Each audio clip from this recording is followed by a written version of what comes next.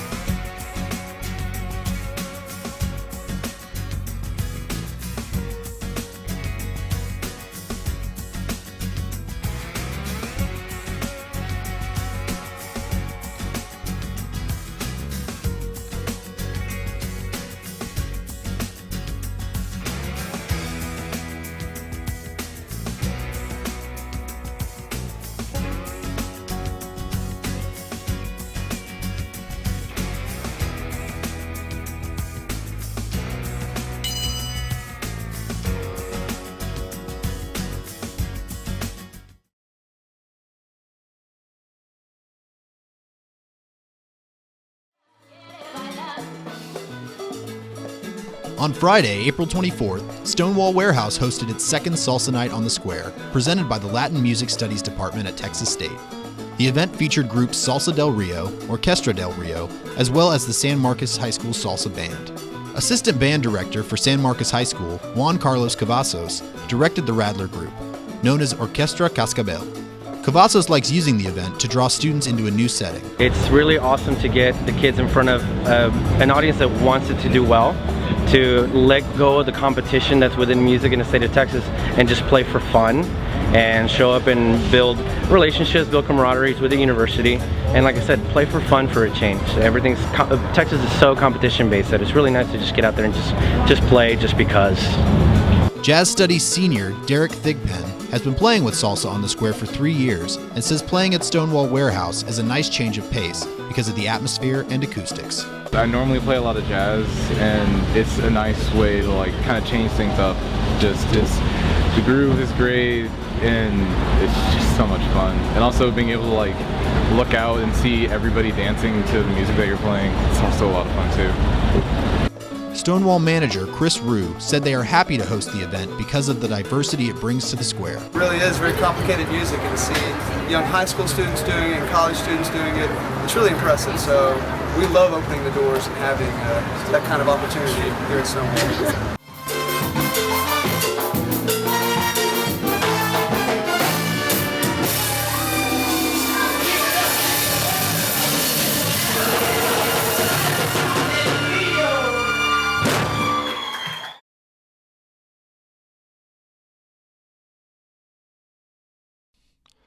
On April 11th, thousands gathered in celebration of community, art, and the environment on the banks of the San Marcos River at this year's Texas Wild Rice Festival. This year attracted about 50 nonprofits and vendors, over 40 workshops, 9 musical artists, and over 2,000 visitors.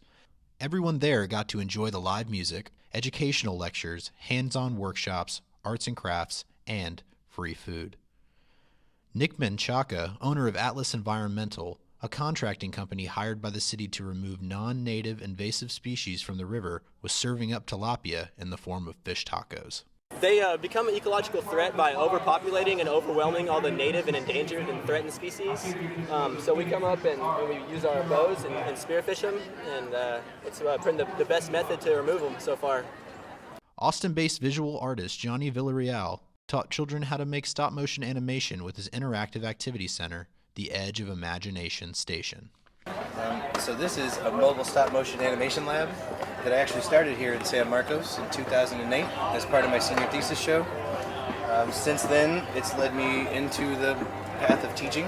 I've taught classes in a bunch of different places in Austin, working with lots of different community centers, private schools, public schools. These kind of events start to pull together the community in stronger ways. Like, you know, I've met some people here today, connected them with older people that I knew from here. And so it's just about, you know, those kind of things, making those connections. And something like this kind of a festival gives us that opportunity to do just that. Oh my God. And this guy, see? He's part of it.